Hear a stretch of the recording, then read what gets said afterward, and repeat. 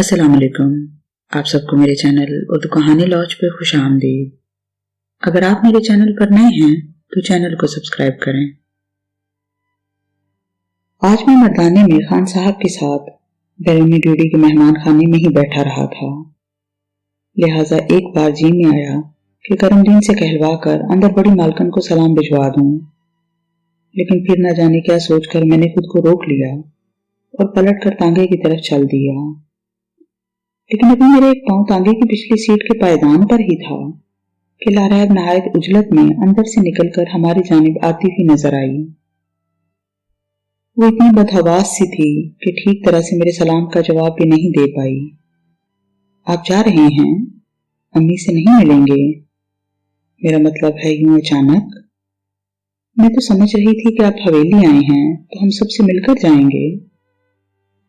जी खान साहब ने कुछ काम दिए हैं, सोचा पहले इनको निपटा लूं तो फिर बड़ी मालकन की खिदमत में भी सलाम अर्ज करने आ जाऊंगा। बहरहाल आप मेरी जानिब से उन्हें आदाब जरूर कह दीजिएगा। वो कुछ बेचैन सी थी।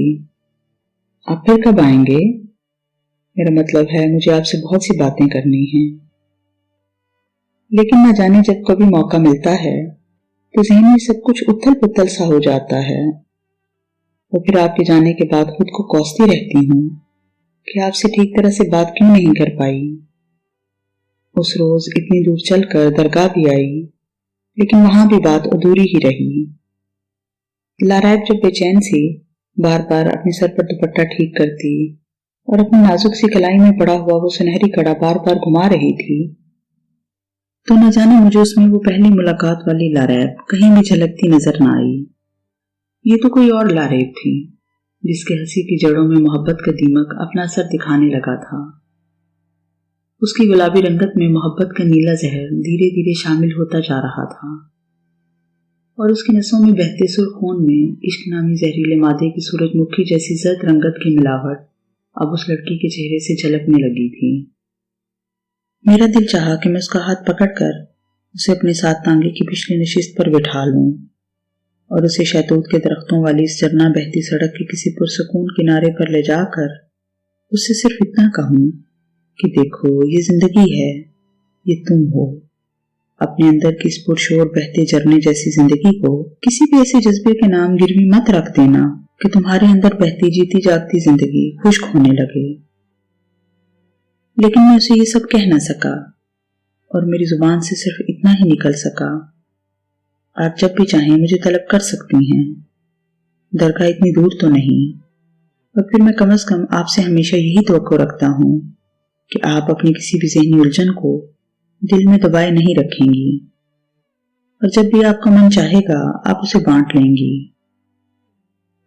या अभी तक आपने मुझे सिर्फ मेहमानों की फहरिस्त में ही सजा रखा है। मेरी बात सुनकर उसके चेहरे पर छाए फिक्र के बादल कुछ हद तक छट गए और वो हल्के से मुस्कुरा दी। मुझे यूं लगा जैसे कुछ देर के लिए घनी बदलियों की ओर से सूरज ने झलक दिखलाई हो। नहीं, मेहमानों की फहरिस्त से तो मैं आपको कब का निकाल चुकी हूं। आपसे कुछ पूछना था, क्या मेरी कभी ज़हरा से मुलाकात हो सकती है? मैं उन्हें देखना चाहती हूँ, जाने वो कैसी होंगी जिनकी एक झलक ने आपकी जिंदगी बदल दी। मैं देखना चाहती हूँ कि क्या कोई अपने अंदर ऐसा असर भी रखता है कि पल भर में काया पलट दे। कि आप उनसे कभी मुझे मिलवाएंगे? मुझे उसके भोलेपन पर हंसी आ गई। जरूर मिलवाऊंगा, और एक बात याद रखिएगा कि हम में से हर एक के मुकद्दर में एक ऐसी नजर जरूर होती है जो हमारी काया पलट के रख दे। अब ये हमारी अपनी कोताह नजरी है अगर हम अपने नसीब की इस एक नजर को बरत ना सकें। और ये भी सच है कि खुद हमारी अपनी नजर भी किसी न किसी के लिए वैसे ही तासीर रखती है। कौन जाने हम खुद किस लम्हे किसकी जिंदगी बदल रहे होते हैं, लेकिन हमें खुद भी इसकी खबर नहीं हो पाती। शायद नजर का ये सारा खेल ही आंख मचोली का है। वो गौर से मेरी बात सुनती रही, जाने वो लफ्जों के दर पर्दा मायने तक पहुंच सकी या नहीं, लेकिन इतने में अंदर से बड़ी मालकन का लारायब के लिए बुलावा आ गया। खुद मुझे भी उसका यूं इतनी देर तक बैरूनी ड्यूटी में खड़े रहना कुछ बेहतर नहीं लग रहा था। वो वापसी के लिए पलटने से कबल चंद लम्हों के लिए रुकी।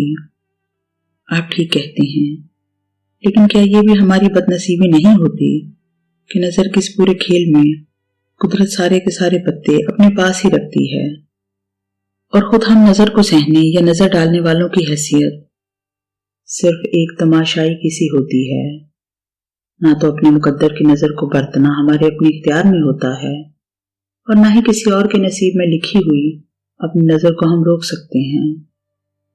हमें होश तब आता है जब हम अपना सब कुछ लौटा चुके होते हैं या फिर खुद किसी के मुकद्दर के कज़ाक बनकर उसे लूट लेते हैं। आपके पास फिर कभी वक्त हुआ तो हम इस मौजू पर दोबारा जरूर बात करेंगे। वो खुदा हाफिज कहकर पलट कर चल दी। मैं तांगे पर बैठा दूर होती हवेली के ऊंचे बुर्ज भी रफ्ता रफ्ता धुंधले देखने लगा, लेकिन मुझे असगर साहब की कही बातें याद आने लगीं। मुझे इन जज्बों की ताकत से डर लगने लगा था। क्या ये जज्बे इतने मुंहजोर भी हो सकते हैं कि हमारे खून में शामिल होकर हमारे अंदर को तहस नहस कर दें, हमारे अंदर की तबई हालत को ही बदल कर रख दें, हमारी शख्सियत के रुख पलट दें? क्या इन जज्बों की भी अपनी कोई कीमियाई तासीर होती है जो पल भर में हमें बुखार में फुंका देती है और सख्त गर्मी में हम सर्द होकर लरसने लगते हैं?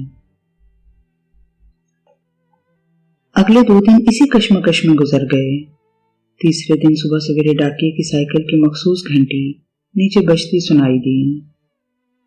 मुझे खुशगवार सी हैरत हुई, क्योंकि अभी 2 दिन पहले ही मैंने अब्दुल्ला मियां को तफसीली खत लिखा था, लेकिन उसका जवाब 2 हफ्ते से पहले मिलने की उम्मीद नहीं थी, क्योंकि इस दूर दराज के इलाके में डाक का निजाम इस कदर तेज रफ्तार नहीं था कि कोरियर सर्विस की तरह दूसरे ही दिन डाक मुल्क के किसी भी कोने में पहुंचाई जा सके। तो फिर ये खत किसका आया होगा? कुछ ही देर में डाक बाबू ऊपर आ पहुंचा। खत मेरा ही था और मुझसे पहले वाले अब्दुल्ला की जानिब से था। उसने अपनी और सुल्तान बाबा की खैरियत से आगाह किया था और मेरे लिए खुशखबरी ये थी कि सुल्तान बाबा का कुछ दिनों में जब्बलपुर आने का इरादा था। मतलब ये कि मैंने नुमान को खत लिखकर जिस ख्वाहिश का इजहार किया था, कुदरत ने साहली दरगाह पर मेरा खत पहुंचने से पहले ही वो दुआ कबूल कर ली थी। मैंने सोच लिया था कि सुल्तान बाबा के आते ही उनसे इजाजत लेकर जब्बलपुर से कहीं आगे निकल जाऊंगा, इससे पहले कि लारैब के अंदर की बेचैनी कोई वाज़िया रुख इख्तियार करे। मुझे उसकी नजरों से ओझल हो जाना ही बेहतर लग रहा था। जाने क्यों इस लम्हे मुझे ज़हरा बहुत टूट कर याद आई और मुझे लंबे सफर में शदीद थकान का एहसास होने लगा। दरअसल मुझे अब डर लगने लगा था। सेंट्रल जेल में सिकंदर की फांसी से लेकर याकूत के हथियार डालने तक मैंने इस मोहब्बत नामी जज्बे की तबाहकारियां खुद अपनी आंखों से देखी थीं, और फिर मैं तो खुद इस मुंहजोर जज्बे की अंधी ताकत का एक चलता फिरता सबूत था। लेकिन अब मैं यह हरगिज़ नहीं चाहता था कि कोई और मासूम इस आतिशी जज्बे के तेजाब की जद में आकर अपना आप जुलसा डाले। लेकिन बात अगर सिर्फ हमारे चाहने और ना चाहने की होती तो फिर बात ही क्या थी? ये तो हर फैसला पहले ही से तयशुदा और एक लिफाफे में मोहर बंद हमें मिलता था। असगर साहब इस रोज सुबह सवेरे ही उठकर कहीं निकल चुके थे। जब डाकिये ने मुझे खत दिया तो उस वक्त मैं दरगाह में अकेला ही था, लेकिन आज मैंने तय किया था कि असगर साहब की वापसी पर उनसे उनकी इस पुरइसरार आवारागर्दी का राज जरूर पूछूंगा। उन्होंने मुझे बताया था कि छलावा उनसे दिन की रोशनी में कम ही मिलता है और ज्यादातर वो शाम के बाद ही उन पर वाज़िया होता है, लिहाजा उनकी इस यात्रा का मकसद कुछ और ही हो सकता है। लेकिन उस रोज वो न जाने कहां निकल गए थे कि पहले दोपहर और फिर असर का वक्त भी गुजर गया, लेकिन उनकी वापसी ना हुई। असर के बाद आसमान पर उड़ते बादलों ने गले मिलना शुरू कर दिया और कुछ ही पलों में सभी के दरमियान साजिश होने लगी कि किस गरीब की कच्ची छत पर बरस कर उसे सताया जाए। बादलों के दरमियान होती सरगोशियां आहिस्ता आहिस्ता बुलंद आवाज बहस में तब्दील होने लगीं। मौसम के तेवर कुछ अच्छे नहीं लग रहे थे। और फिलहाल असगर साहब का दूर दूर तक कुछ पता नहीं था। जरा सी देर में हल्की हल्की बूंदाबांदी और तेज हवा के जकड़ों ने दरगाह के सहन में पड़े पत्तों की चादर को इस तरह लहराना शुरू किया जैसे कोई काबली पठान अपनी गठरी में से रंगीन कपड़ों के थान खोलकर नुमाइश के लिए हवा में लहरा रहा हो। मैंने दरगाह के मुंडेर से नीचे घाटी में झांका। गांव की तरफ से आती सड़क सुनसान पड़ी थी, लेकिन फिर दूर से किसी तांगे के घुंघरूओं की झनकार सुनाई देने लगी और कुछ लम्हों ही में सवारी के आसार नुमायां होने लगे। ये बशीरे का तांगा नहीं था। मैंने सुना था कि गांव से जरा परे एक और बस्ती में भी चंद तांगे सवारियां लाते ले जाते रहते थे। मैं शायद उन्हीं में से कोई एक तांगा होगा। मैंने ये सोचकर इत्मीनान की एक ठंडी सांस भरी कि जरूर असगर साहब इसी तांगे में आ रहे होंगे। चलो अच्छा है। शाम ढलने से पहले और अंधेरा होने से पहले वो अपने ठिकाने पर लौट आए थे। न जाने चंद ही दिनों में उनसे कैसा अजीब सा रिश्ता बन गया था। हालांकि वो खुद मुझे बता चुके थे कि वो कितने खतरनाक इरादे से इस दरगाह पर क़याम पजीर थे, लेकिन फिर भी पता नहीं क्यों मुझे उनसे कभी भी कोई खौफ महसूस नहीं हुआ। हालांकि उनके इस जानलेवा इरादे का शिकार मैं खुद भी हो सकता था, लेकिन मेरा इत्मीनान आर्जी ही साबित हुआ। तांगे से कोई और शख्स उतरा और फिर तांगे वाले से राह पूछकर ऊपर दरगाह की पथरीली डगर पर चलने लगा। मैं शशुपन में वहीं मुंडेर पर खड़ा उसे देखने लगा। कुछ देर में वो ऊपर पहुंच गया। उसने दूर ही से मुझे सलाम किया और करीब आकर बोला, जनाब मेरा नाम हवालदार अकरम है, जबलपुर पुलिस थाने का मुहर्रर भी हूं मैं। जी फरमाइए, मैं आपकी क्या खिदमत कर सकता हूँ? मुझे उलझन सी हो रही थी। पुलिस का इस दरगाह पर भला क्या काम? उसने अपनी बेल्ट कसी। आपका नाम अब्दुल्ला है? जी मैं अब्दुल्ला हूँ। आपको मेरे साथ जरा थाने तक चलना होगा। नीचे कोई खून हो गया है। खून? अचानक ही मुझे यूं लगने लगा जैसे सारी दरगाह ही घूम रही हो। अचानक ही मुझे असगर साहब की लंबी गैर हाजिरी और उनके आखिरी जुर्म के इर्तिकाब के ख्याल ने आ घेरा। कहीं छलावे का आखिरी हुक्म हकीकत का रूप तो नहीं धार चुका था।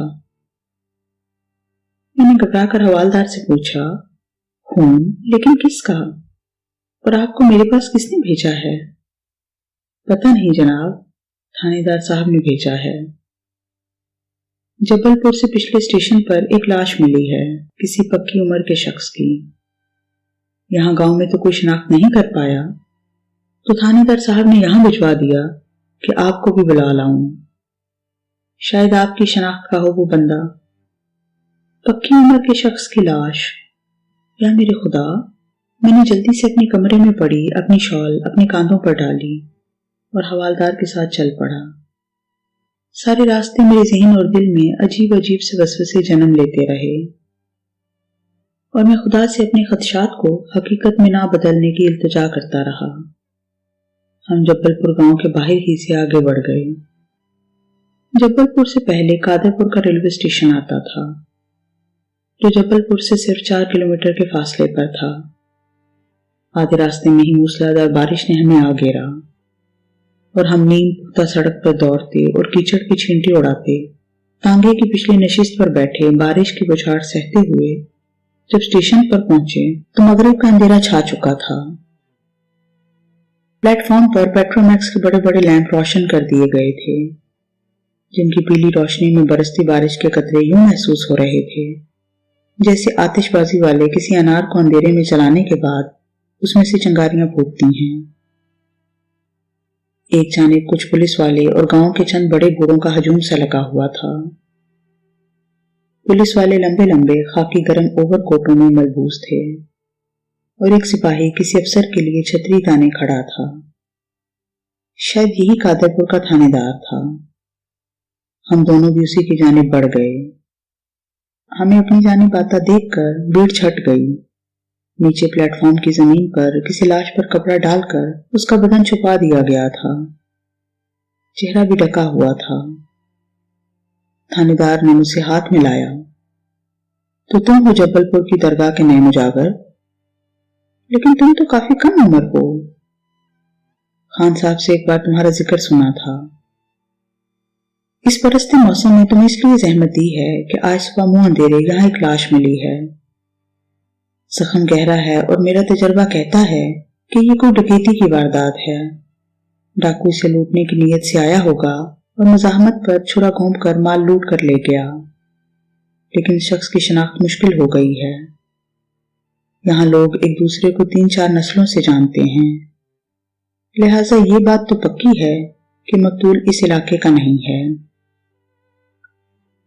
हमने लाश उठाने से पहले सोचा कि एक बार तुमसे भी शिनाख्त करवा लें, क्योंकि बहुत से लोग दरगाह की ज़ियारत के लिए दूर दराज इलाकों से भी आते हैं, जो सीधे दरगाह जाते हैं, मन्नत मांगते हैं और फिर दूसरी गाड़ी पकड़कर वापस अपने इलाके को पलट जाते हैं। हो सकता है तुमने इसे पहले दरगाह पर देखा हो। इसका बाकी सामान तो सारा लूट लिया गया है, सिर्फ इसके पास ये फूलों के चंद हार मिले हैं। मैंने थानेदार के हाथ के इशारे की जानिब नजर डाली तो चंद कुमलाए बासी फूलों का एक छोटा सा ढेर प्लेटफॉर्म पर लगी लकड़ी के बेंच के पास पड़ा हुआ था। जाने क्यों मेरे अंदर एक लम्हे के 1000वें हिस्से में कुछ क्षण से टूट सा गया। जाने वो बदकिस्मत फूल किसके लहद पर बिछने की किस्मत लेकर चले थे। क्या खरीदने वाले को ये पता था कि ये फूलों की चादर आखिरकार उसी का नसीब होगी? लेकिन पता नहीं क्यों मैं लाश के चेहरे पर से चादर हटाने में शदीद हिचकिचाहट महसूस कर रहा था। थानेदार ने मेरी मुश्किल आसान कर दी और हवालदार को इशारा किया, जिसने आगे बढ़कर चादर खींच ली। मैंने पलकें मूंद ली और फिर एक गहरी सांस लेकर आंखें खोल दी। मरने वाला वाकई दरगाह का एक पुराना जायर था और मैंने भी एक आज जुमेरात को उसे वहां आते देखा था। मैंने सर हिलाकर थानेदार को तस्दीक कर दी और अपना बयान भी रिकॉर्ड करवा दिया। उस शख्स ने दरगाह पर चंदा भी दिया था और उसका नाम पता दरगाह के रजिस्टर में दर्ज था। थानेदार ने हवालदार को दोबारा मेरे साथ दरगाह तक जाने का कहा और हाथ मिलाकर मेरा शुक्रिया अदा किया और मुझसे दरखास्त की कि अगर मुझे मकतूल के बारे में मजीद कोई बात पता चले तो नाम और पते के साथ वो तफसील भी एक कागज पर दर्ज करके हवालदार के हवाले कर दूं।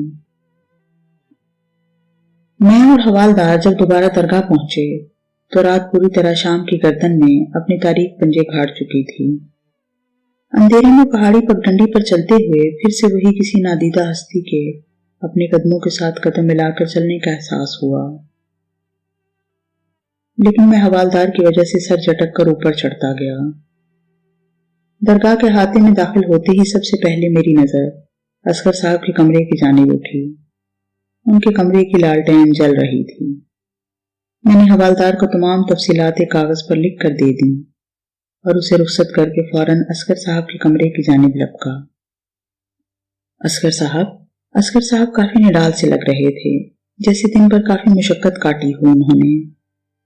मैंने उनसे शिकायत की, कहाँ चले गए थे आप यूं बिना बताए? असगर साहब मुस्कुराए, माफ करना अब्दुल्ला, बस अचानक काम ही कुछ ऐसा पड़ गया था, इसलिए बिना बताए सुबह सवेरे मुझे निकलना पड़ गया। मैंने इतनी सुबह तुम्हें परेशान करना मुनासिब नहीं समझा। लेकिन आप गए कहाँ थे? असगर साहब ने बेध्यानी में जवाब दिया, कहीं नहीं, जबलपुर से आगे एक और स्टेशन है कादरपुर, बस वहीं तक गया था। किसी शख्स से मिलना था पर वो मिला नहीं। मैं कादरपुर का नाम सुनकर जोर से चौंका। मेरे चेहरे के बदलते तासुरात असगर साहब ने भी महसूस कर लिए। क्यों, क्या हुआ? तुम इतने हैरान और एकदम ही परेशान क्यों हो गए हो? सब खैर तो है ना? मैंने मशकूक नजरों से उनकी जानिब देखा। वो सुबह मुंह अंधेरे कादरपुर के लिए निकले थे और सुबह सवेरे ही कादरपुर के रेलवे प्लेटफॉर्म पर एक कत्ल हो गया। कहीं ये कत्ल, इसे आगे मैं कुछ सोच नहीं सका। असगर साहब ने मुझे झंझोड़ा, क्या हुआ, बोलते क्यों नहीं? मैंने उन्हें शाम की सारी दास्तान हवालदार के आने से लेकर मेरे कादरपुर जाने और लाश की शनाख्त तक के तमाम मराहिल सुना दिए। वो भी हैरान से रह गए। ओह, ये तो वाकई बड़े अफसोस की बात है। जाने वो बेचारा कौन था। वो बोलते बोलते अचानक चुप से हो गए। कहीं तुम ये तो नहीं समझ रहे कि ये खून मैंने किया है? यकीन मानो, इस जुर्म में मेरा कोई अमल दखल नहीं। मैं तो स्टेशन की तरफ गया भी नहीं। मुझे उनके लहजे में सच्चाई की झलक महसूस हुई। वैसे भी आज तक उन्होंने मुझसे कोई बात नहीं छुपाई थी। पता नहीं कैसे ठीक उसी वक्त मेरे दिल में बहुत दिनों की छुपी बात मेरे लबों पर आ गई। क्या आपको चलावे ने उस शख्स का नाम नहीं बताया जिसको वो आपके हाथों कैफरे किरदार तक पहुंचाना चाहता है? कहीं वो मैं तो नहीं? अब उछलने की बारी असगर साहब की थी। क्या? नहीं नहीं, बाखुदा ऐसा कुछ नहीं। वैसे तो उसने मुझे उस शख्स का नाम नहीं बताया, लेकिन वो जो कोई भी है उसका खात्मा मुझे दरगाह से बाहर किसी मकाम पर करना होगा।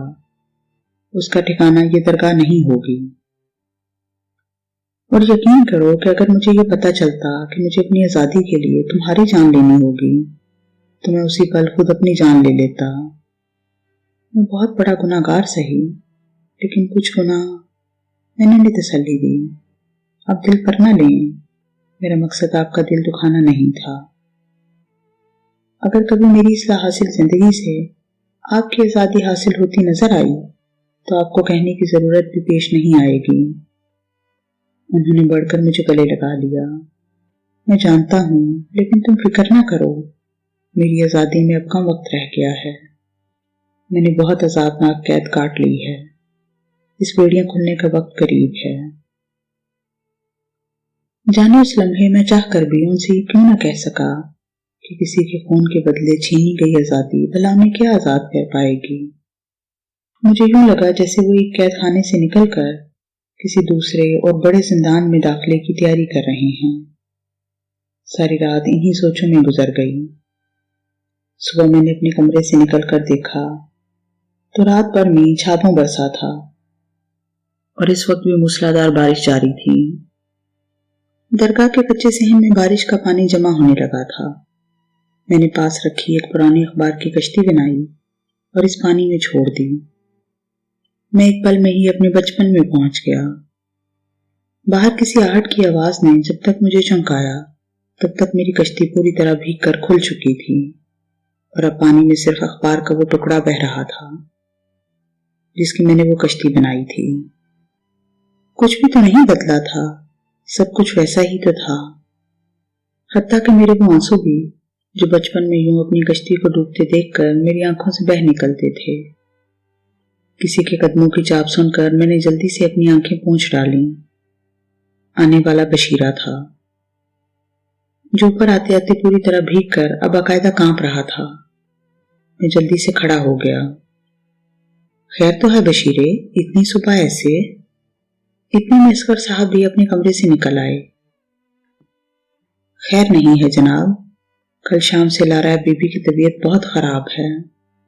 सारी रात शदीद बुखार में तड़पती रही हैं। खान साहब ने आज सदके और न्याज की देगिन चढ़ाने का फैसला किया है और आपको भी दुआ के लिए बुलवाया है। जोहर की नमाज के बाद न्याज बांटनी है। आप इससे पहले ही पहुंच जाना। दुआ आपने ही करनी है। खान साहब की गाड़ी आपको लेने आ जाएगी। मैं तब तक लकड़ियां और मिट्टी का तेल वगैरह हवेली पहुंचा हूं, बस आप तैयार रहिएगा। बशीरा जैसे छप छप करता आया था वैसे ही सट सट करता और भीगता हुआ वापस चला गया। मैंने उसे बहुत कहा कि दरगाह की छतरी लेता जाए, लेकिन उसने ये कहकर मुझे लाजवाब कर दिया, ओ बाऊ, इन बारिशों के कतरों से बचना नहीं चाहिए। ये तो रब हमारी रूह को धोने के लिए आसमान से बरसाता है। असगर साहब चुपचाप खड़े हमारी सारी बातें सुनते रहे। बशीरे के जाने के बाद उन्होंने मुझे कुछ ऐसी नजरों से देखा जैसे कह रहे हों, देखा, मैंने कहा था ना। मैं असगर साहब से नजर नहीं मिला पाया और अपने कमरे की तरफ चल दिया। मैं जोहर से पहले ही हवेली पहुंच चुका था। बारिश थी कि रुकने का नाम ही भूल चुकी थी। खान साहब बैरूनी ड्योढ़ी में ही चादरों की छत वाले साहिबान के नीचे अपनी निगरानी में 10-12 देगें पकवाने के बाद अंगारों पर चढ़वा रहे थे। मुझे गाड़ी से उतरते देखकर जल्दी से मेरी जानिब लपके। अच्छा हुआ तुम जल्दी आ गए अब्दुल्ला मियाँ। मेरी तो परेशानी में मत ही मारी गई। शहर से डॉक्टरानी भी बुलवाई गई है, लेकिन उसे भी बुखार ना उतरने की वजह समझ नहीं आ रही। मेरे हाथ का छाला है, मैं उसे इतनी अजियत में नहीं देख सकता। सारी रात वो नींद बेहोशी की हालत में पड़ी हज़ियान बोलती रही है। कहीं ये कोई साए वगैरह का चक्कर तो नहीं?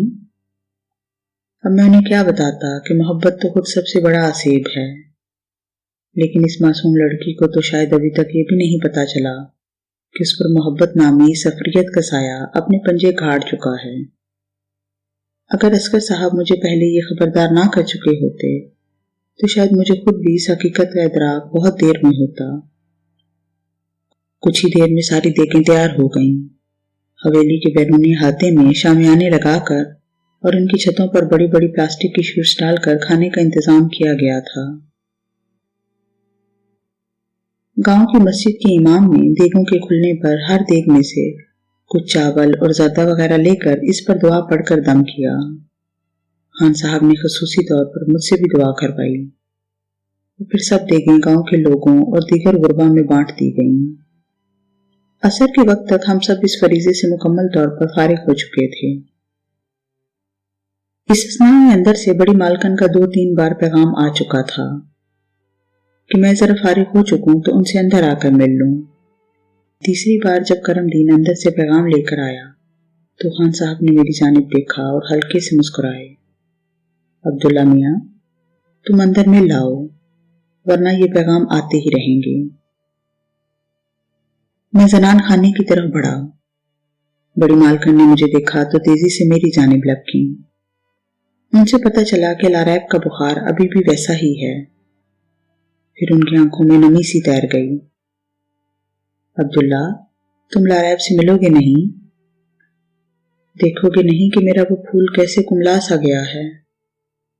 मुझे यकीन है कि तुम्हारे पास उसकी तसल्ली के लिए वो लफ्ज़ जरूर मौजूद होंगे जो उसके जलते वजूद को जला बख्श सकते हैं। उसे तुम ही समझा सकते हो कि वो। बड़ी मालकन बोलते बोलते खामोश हो गईं। शायद वो अपने अल्फाज खो बैठी थीं, लेकिन उनकी इस खामोशी ने सब कुछ कह डाला। क्या आप समझती हैं कि मेरा उससे मिलना ठीक होगा? मेरा मतलब है आप समझ रही हैं ना? हाँ, मैं समझ रही हूं, लेकिन तुम्हारे अलावा कोई और मसीहा भी तो नहीं। अभी उसका घाव बहुत ताजा है और उसे शायद खुद भी इस जानलेवा जज्बे का पूरी तरह इदराक नहीं है जो उसके अंदर पल रहा है। खुदा के लिए उसे रोक दो, उसके मासूम और छोटे जज्बे को बिखरने से पहले ही किसी तरह पलट दो। यह हम सब पे तुम्हारा बहुत बड़ा एहसान होगा। मैं सर झुकाए उनके सामने खड़ा था।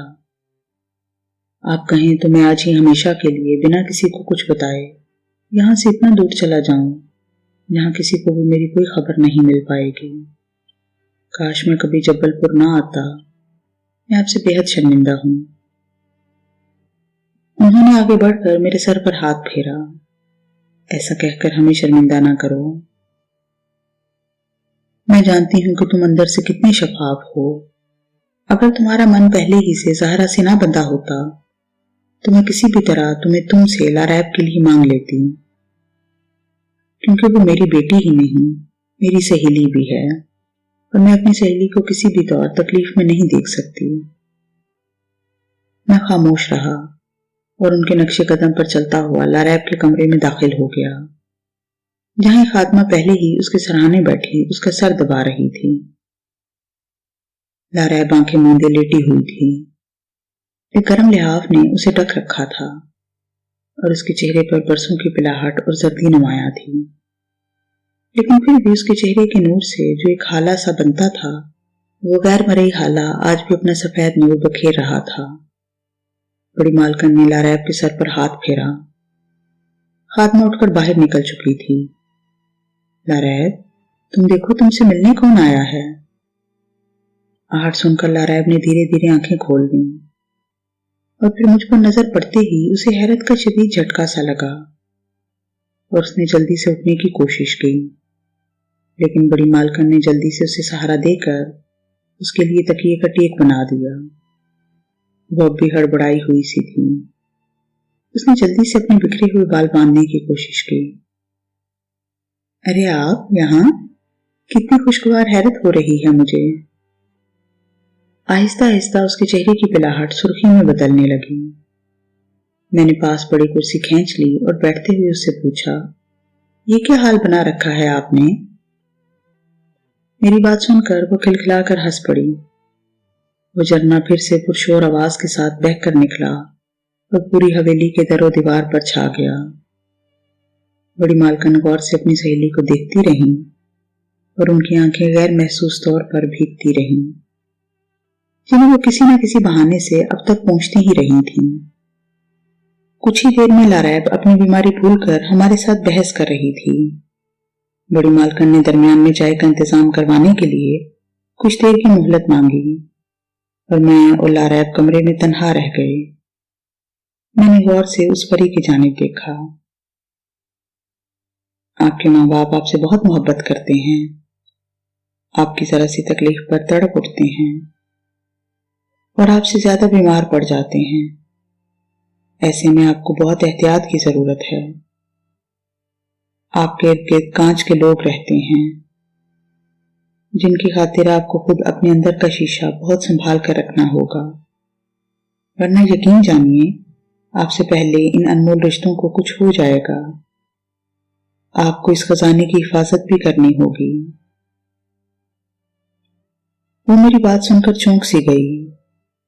आप ठीक कहते हैं, मैं अपनी पूरी कोशिश भी करती हूँ, लेकिन न जाने कुछ दिन से मुझे क्या होता जा रहा है।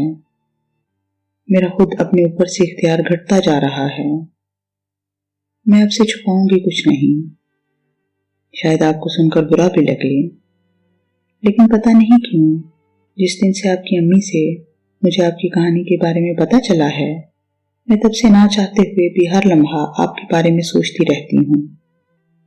मुझे आपके जज्बे की ताकत और सच्चाई पर रश्क आता है और मैं खुद अपने आप को भी किसी ऐसे ही जज्बे के तहत बहते हुए महसूस करती हूँ। और मैं इस बात से डरती हूँ कि कहीं आप या बाकी दुनिया मेरे अंदर पलते इस अलवही जज्बे को कुछ गलत ना समझ लें, किसी आम रिश्ते का नाम ना दे दें।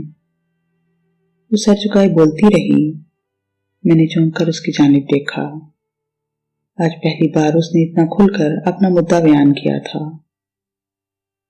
कमरे में मुकम्मल खामोशी तारी थी और बाहर खिड़की से तेज बारिश की गिरती बूंदों का शोर मेरी और उसकी रूह के दरमियान राब्ते का काम कर रहा था। फिर आखिरकार मैंने ही खामोशी तोड़ी।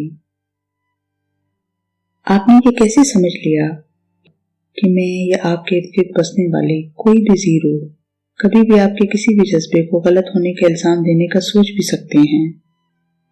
हम सब आपके अंदर के शफाफ और कोमल जज्बे की इतनी ही कदर करते हैं जिसके वो हकदार हैं, और आपकी सच्चाई तो आपके अंदर छलकती इस जंग से भी ज्यादा वाजिया है जिसकी शिद्दत ने आपको यूं बिस्तर पर ला फेंका है। यकीन जानिए हम सबके दिलों में आपकी इज्जत मजीद बढ़ गई है। बस मेरी आपसे इतनी दरखास्त है कि ऐसे हर जज्बे को अपनी ताकत बना लें, उसे अपने अंदर खुद पर हावी होकर अपने आप को कमजोर ना होने दें। हालांकि मैं जानता हूं कि जो मैं कह रहा हूं वो बहुत मुश्किल काम है, लेकिन आप जैसी सच्ची, शफाफ और कोमल मन की लड़की से मैं हर मौजे की उम्मीद रखता हूं। वो गौर से मेरी जानिब देखती रही। मैंने कहा था ना, आपको अपने लफ्जों पर खुद इख्तियार हासिल है। खूब चुनकर ये खजाना इस्तेमाल करते हैं आप। फिर न जाने क्या सोचकर उसके होंठों पर हल्की सी मुस्कुराहट आ गई।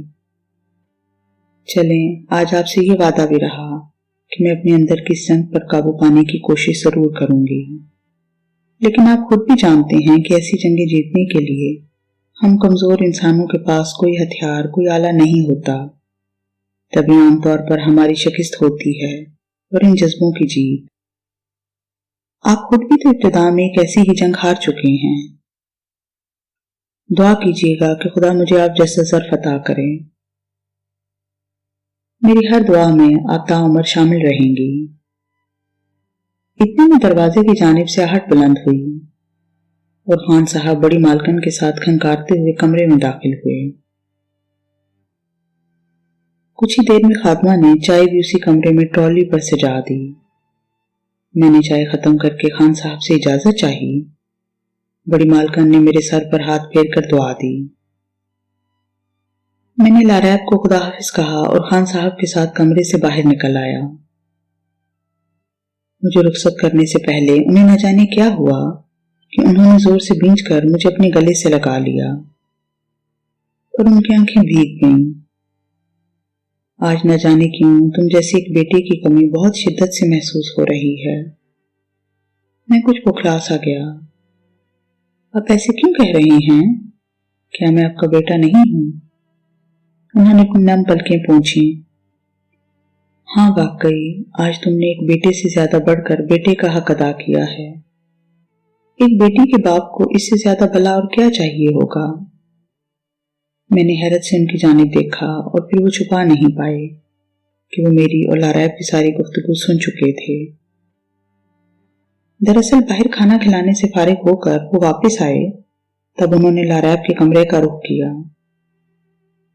दरवाजे के करीब होने की वजह से खुद उनके कान हमारी बातों की जानिब लग गए और फिर हर बात उन्हें समझ में आती गई। मैंने उनके कांधे पर हाथ रखकर उन्हें तसल्ली दी। आप बेफिक्र रहें, लारैब बहुत जल्दी ठीक हो जाएगी। आप बहुत खुशकिस्मत हैं खान साहब कि आपको खुदा ने लारैब जैसी बेटी दी है और ऐसे अनमोल तोहफों की हिफाजत करनी चाहिए। मैंने गले लगाकर दरगाह के लिए पलट गया। मेरा दिल उस वक्त शिद्दत से बस यही एक दुआ कर रहा था कि मेरे खुदा इस मजबूर बाप के सामने मेरी लाज रह जाए और वो खुद अपनी जात के सामने सुरखरू हो जाएं। उनके अंदर का बाप कभी किसी के सामने शर्मिंदा ना हो। मैं जब दरगाह पहुंचा तो असगर साहब बेचैनी से मेरा इंतजार कर रहे थे। मुझे देखते ही लपक कर मेरी जानिब बढ़े। कहाँ रह गए थे? बड़ी देर लगा दी। मैंने हैरत से उनकी जानिब देखा। खैरियत है? हाँ, मुझे मेरे मकतूल की इतला मिल गई है। अगली जुमेरात को पिछली पहाड़ी की तरफ से आती हुई गांव की कच्ची सड़क पर मुझे उसका एक खास मकाम पर इंतजार करना होगा और उसे वहीं खत्म करके अपनी आजादी का परवाना हासिल करना होगा। असगर साहब की बात सुनकर मेरा दिल जैसे एक लम्हे में ही डूब सा गया, लेकिन वो अपनी धुन में ही पुरजोश से सारी तफसीलात बताते रहे कि कैसे आज छलावे ने उन्हें दरगाह के बाहर बुलवाकर वो सारी तफसीलात उनके हवाले की थीं। वो बहुत खुश थे कि आखिरकार उनकी आजादी का दिन भी आ ही गया है। बस चंद दिन ही तो रह गए थे, लेकिन तभी मैंने भी ये फैसला कर लिया कि मैं उनके हाथों से ये गुनाह कबीरा सरजद नहीं होने दूंगा, चाहे मुझे इसके लिए कुछ भी करना पड़े, चाहे मेरी अपनी जान ही क्यों ना चली जाए। लेकिन उन्हें इस आखिरी जुर्म से रोकना मेरी आखिरी ख्वाहिश बनती जा रही थी।